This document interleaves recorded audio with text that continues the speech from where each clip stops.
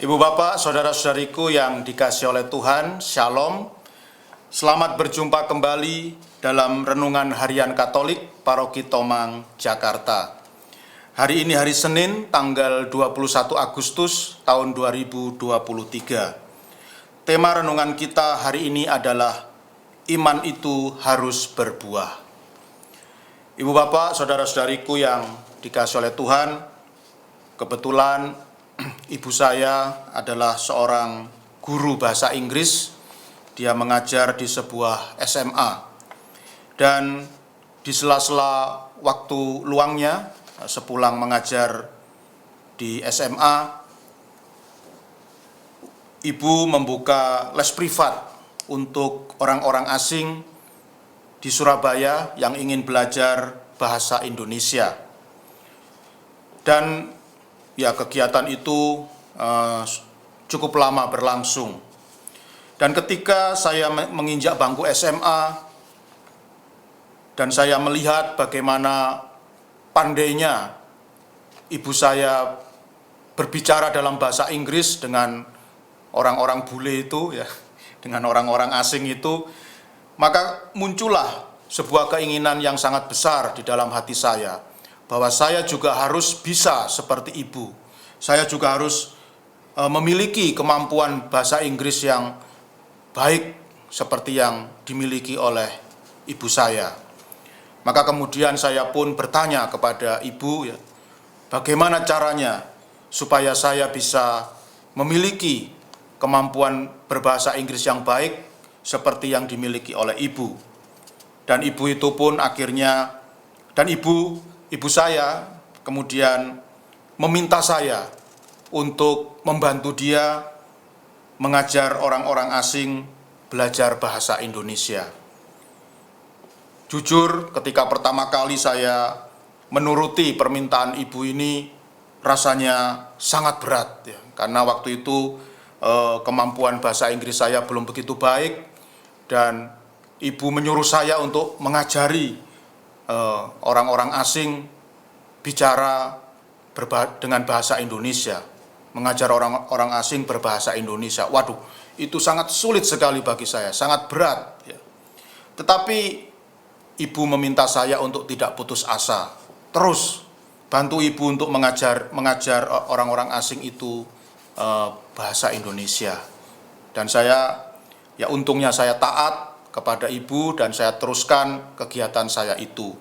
Dan memang betul apa yang dikatakan oleh ibu saya, bahwa ternyata ketika saya terus setia menggunakan bahasa Inggris saya, mempraktekkan bahasa Inggris saya dengan orang-orang asing, mereka yang native speaker, yang memang setiap hari berbahasa Inggris, saya merasakan bahwa kemampuan bahasa Inggris saya mengalami kemajuan yang sangat besar.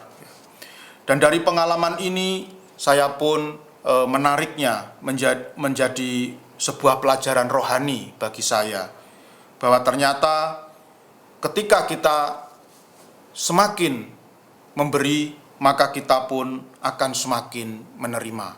Ketika kita mau berbagi kepada sesama, maka kita pun pasti akan menerima secara berkelimpahan. Ibu bapak, saudara-saudariku yang dikasihi oleh Tuhan, dalam Injil Matius bab 19 ayat 16 sampai 22 yang dibacakan dalam perayaan Ekaristi hari ini, dikisahkan tentang seorang pemuda yang bertanya kepada Tuhan Yesus bagaimana caranya untuk bisa mendapatkan kehidupan yang kekal. Apa yang harus dilakukan untuk bisa mendapatkan hidup yang kekal?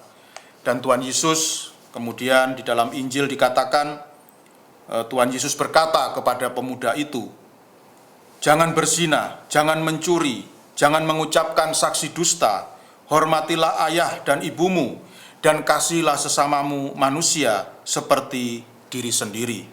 Dan kemudian orang muda itu dengan bangganya berkata, semuanya itu telah kuturuti, apalagi yang masih kurang. Dan kemudian Tuhan Yesus memberikan sebuah tantangan kepada pemuda ini, dan ternyata pemuda ini akhirnya kalah ya oleh tantangan Tuhan Yesus. Tuhan Yesus berkata kepada pemuda tersebut, "Jika engkau hendak sempurna, pergilah, jualah segala milikmu dan berikanlah itu kepada orang-orang miskin, maka engkau akan memperoleh harta di surga. Kemudian datanglah kemari dan ikutilah aku." Ya. Kemudian Injil bersaksi bahwa ternyata pemuda itu pun akhirnya memutuskan untuk mundur ya, karena dikatakan bahwa hartanya sangat banyak. Ya. Pemuda ini gagal untuk memenuhi tantangan dari Tuhan Yesus. Ya. Ibu bapak, saudara-saudariku yang dikasihi oleh Tuhan, sesungguhnya iman Kristiani yang kita anut bukanlah iman yang pasif. Iman yang hanya berisikan ajaran tentang jangan lakukan ini, jangan lakukan itu. Itu adalah iman yang pasif ya. Kalau hanya berisikan jangan ini, jangan itu, jangan ini, jangan itu.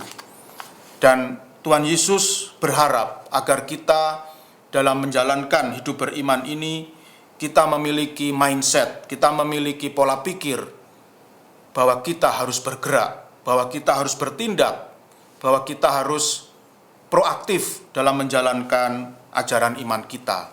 Iman Kristiani adalah iman yang aktif, iman yang menuntut manusia untuk berbuat sesuatu yang dapat mendatangkan kebahagiaan bagi orang lain sebagai buah dari iman yang ia hayati. Dan seturut pengalaman, iman yang berbuah bagi sesama pasti akan menjadikan iman itu semakin hidup dan berkembang di dalam hati pemiliknya. Oleh karena itu, ibu bapak, saudara-saudariku yang dikasihi oleh Tuhan, marilah kita terus berbuah bagi sesama agar iman yang telah kita terima dari Tuhan kita Yesus Kristus boleh semakin hidup dan berkembang dengan subur. Tuhan memberkati.